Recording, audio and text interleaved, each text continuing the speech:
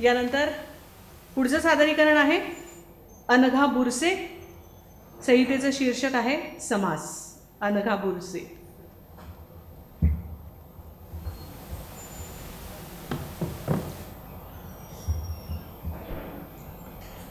आज माझा 61 समारंभ आहे. सगळे जण जमले, सगळे माझे. हो, आणि माझी लेक मानसी डॉक्टर आहे बरं का. ती पटकन सगळ्यांना म्हणाली, ऐका ऐका ऐका आता हा म्हणजे प्रत्येकाच्या मनोगतामधून प्रत्येकाने आपल्याला आईविषयी काय वाटतं ते सांगायचंय. कळलं? म्हणजे काय असतं माहितीये का, प्रत्येक व्यक्तीच्या मनाच्या मार्जिनमध्ये किंवा मनाच्या समासात काही ना काही दडलेलं असतं. म्हणजे आनंद, दुःख, सल काही ना काही असतं.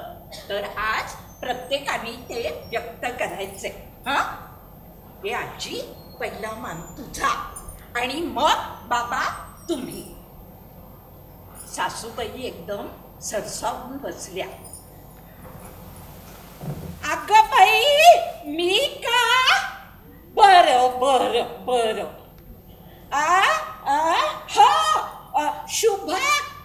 शुभाने संसार अगदी छान केला हो, आणि अजूनही करतीये. हो हो हो.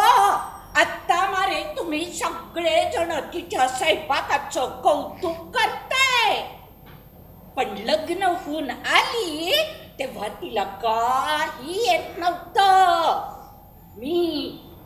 मी शिकवलं हो सगळं मी. हो हो की नाही शुभा? आणि हो, तिला कॉलेजात जायचं होतं. मला म्हणाली जाऊ का? मी दिली परवानगी. मी तिला म्हटलं खुशाल कॉलेजात जा, मी घर सांभाळीन. आणि मी सांभाळलो हो.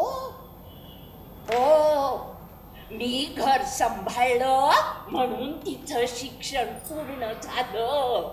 हो की नाही शुभा? हो. हा म्हणजे गृहिणी म्हणून ती अगदी छान आहे हो. काही प्रश्न नाही, काही प्रश्न नाही. कळलं का सगळ्यांना? हा हा इतकंच इतकंच इतकंच. हो हा.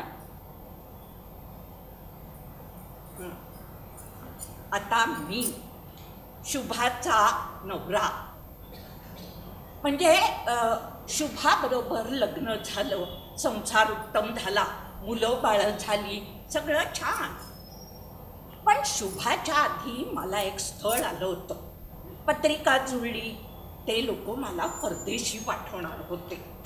पण बाबा म्हणाले अजून एक मुलगी बघूया. मग शुभाचं स्थळ आलं, पत्रिका जुळली. बाबा म्हणाले हिच्याच बरोबर लग्न करायचं, भाग्योदय होईल. बाबा भविष्य बघायचे, आणि बाबांचा शब्द प्रमाण. मग शुभाबरोबर लग्न झालं, संसार तर उत्तमच झाला. पण एक खंत मनात आहे, परदेशवारी हुकली. बाकी सगळं उत्तम उत्तम. सॉरी शुभा. सगळ्यांची मनोगत झाली. आणि मग मी माझ्या लेकीला म्हणाले, मानसी मी थोडीशी थकले ग, मी वर जाऊन पडते.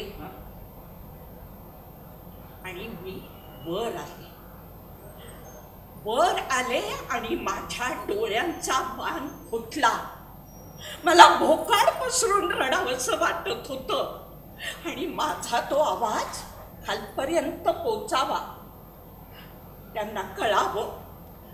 त्यांच्या मनात जे होतं त्याला त्यांनी शब्द दिला. पण माझा कागद कोराच राहिला. मी समासापुरती सुद्धा त्याला घडी नाही घालू शकले.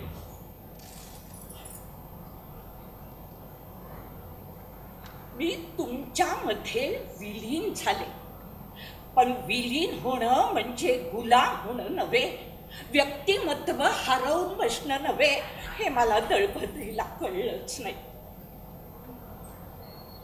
माझं घर, माझा संसार, माझी मुलं, माझा नवरा, हेच माझं यश, हीच माझी इति कर्तव्यता.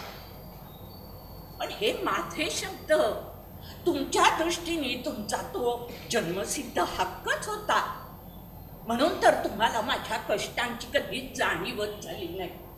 नाहीतर आज तुम्ही फक्त माझ्या चुकांवर बोट ठेवलं नसतं. मी आज कित्येक वेळा आजवर तुमच्या चुकांवर पांघरून घालत आले, मायेचं पांघरून, क्षमेची ऊब. पण तुम्ही आज माझ्या चुकांचा पंचनामा आनंदाने सांगत होतात. तुम्ही आज माझ्या पत्नीत्वाचा, माझ्या मातृत्वाचा अपमान केलाय, माझी खिल्ली उडवलीये. चीड, संताप, अपमान माझ्या मनात नुसता खदखदत होता. लाभारसासारखा शरीर फोडून बाहेर येईल आणि आसमंत जाळून टाकेल असं मला वाटत होतं. पण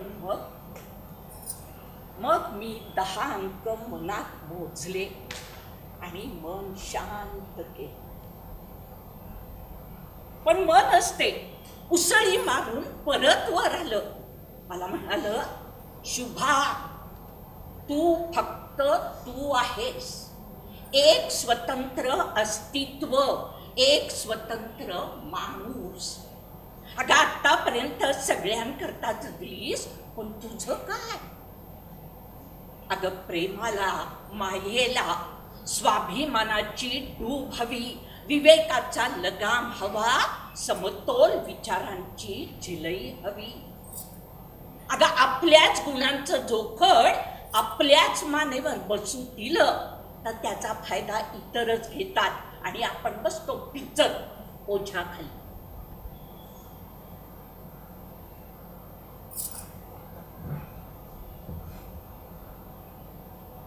खरंय,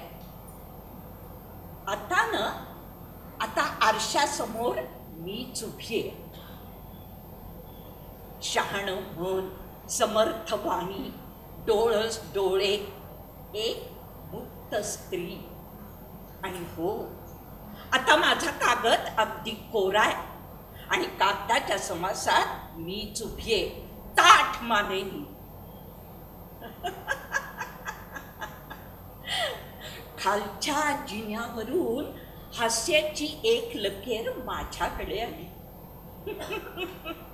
मी पण हसले मुक्तपणे.